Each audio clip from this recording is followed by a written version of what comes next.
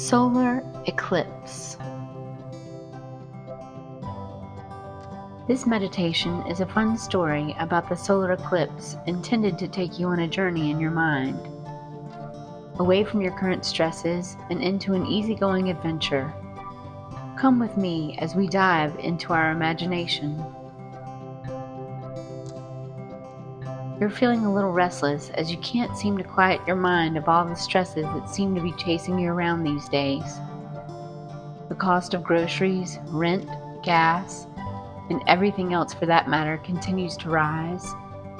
Your job has started laying people off and cutting benefits that you became accustomed to having because they're having trouble getting out of the red. You worry about the well-being of several of your friends and family members. And the list just seems to go on and on and on and on. So to try to escape from it all, you jump in your car and decide to drive as far as you can go until nightfall, and decide you will find a motel room when you just can't go any further. Who knows where that will be? You don't even care. You're taking off your usual gotta have a plan for everything hat and putting on your fly-by-the-seat-of-my-pants hat for this excursion. After all, having a plan and a backup plan for everything hasn't gotten you too far. It's not like it has kept these stresses from bogging you down. You didn't even pack anything for this impromptu trip. You guess you'll find somewhere to buy a toothbrush when you stop for the night. As you're driving along, you turn on your favorite satellite radio station that plays the songs from the decade when you were a teenager, and just let your mind escape into these songs you used to jam out to back when you were in high school. Such a simpler time back then. You had just gotten your driver's license, you didn't have any bills to pay or any other real responsibilities, and your only concern was wondering which of your friends would be at the big football game on Friday night. Good times. Every so often, your current worries would creep back into your mind, but there would always be something to distract you and bring you back to the present. Like the bald eagle that you just saw fly by and land up in a big tall pine tree off to your left as you crossed over the Tennessee River. Or the Oscar Mayer Wienermobile that just ramped onto the highway right in front of you. Or the tractor trailer that had been carrying a full load of stuffed animals before it jackknifed on the big curve up ahead, and now traffic is stopped as the police try to move the hundreds of teddy bears and such out of the roadway. It's these bizarre things that you'll only see on a spur-of-the-moment road trip that you needed so badly. A simple reminder that there's so much more going on in the world than just the things you're worrying about. So many wonderful, unique, and different things. It's so easy to get caught up in our daily stresses and miss out on the things that could be more fun to think about. Things that could rise our spirits even though we've got so much going on. Isn't that all we need anyway? Don't we all just need to stop worrying and take some time to just feel good?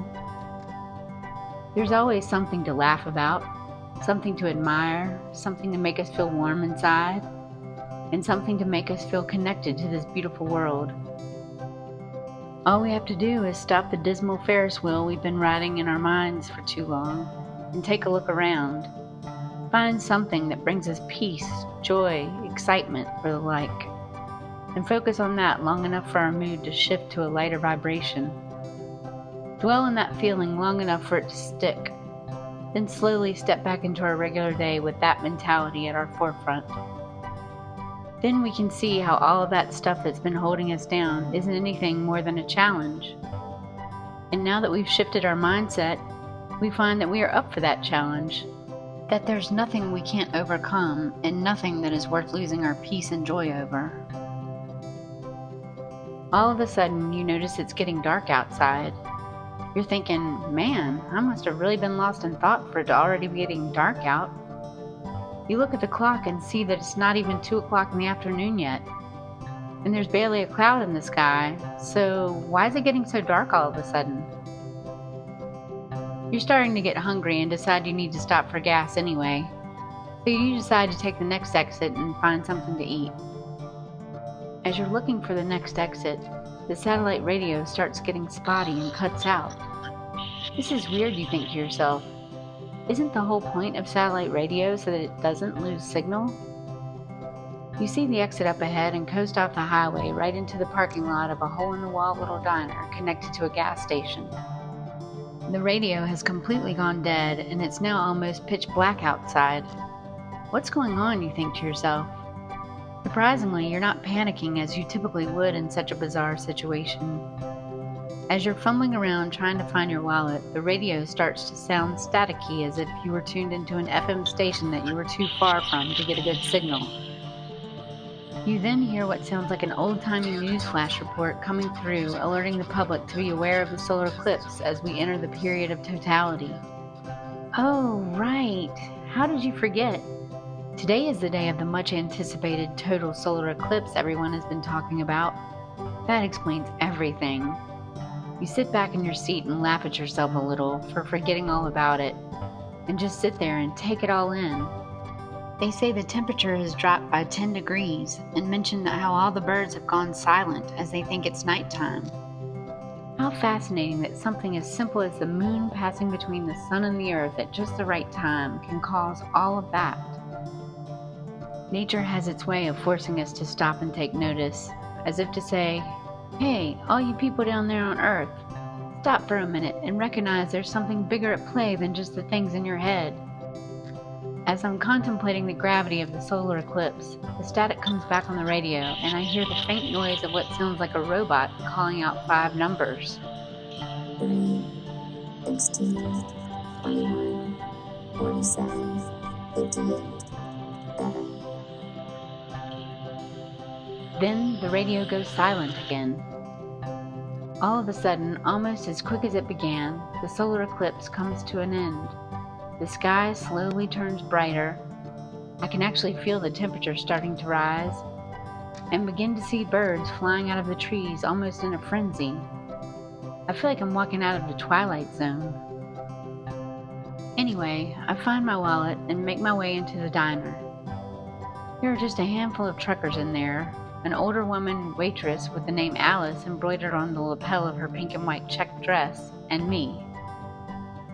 "I'll be right with you," Alice calls out to me as she breezes by me with a tray of food she is taking to the men seated on the stools at the counter. As I look over the menu, I hear the men talking about the big Powerball drawing coming up tonight. "No one has won it since the 1st of January. You better get you a ticket." One of the men hollers to the trucker sitting alone in a nearby booth. Then all of a sudden, the sound of that robotic voice calling out those numbers over the glitchy radio pops in my head. 3, 16, 21, 47, 58, 7. Maybe I should buy a lottery ticket and use those numbers, I think to myself. No, I had sworn off playing the lottery recently when I had taken a close look at my finances and realized I needed to give that nonsense up.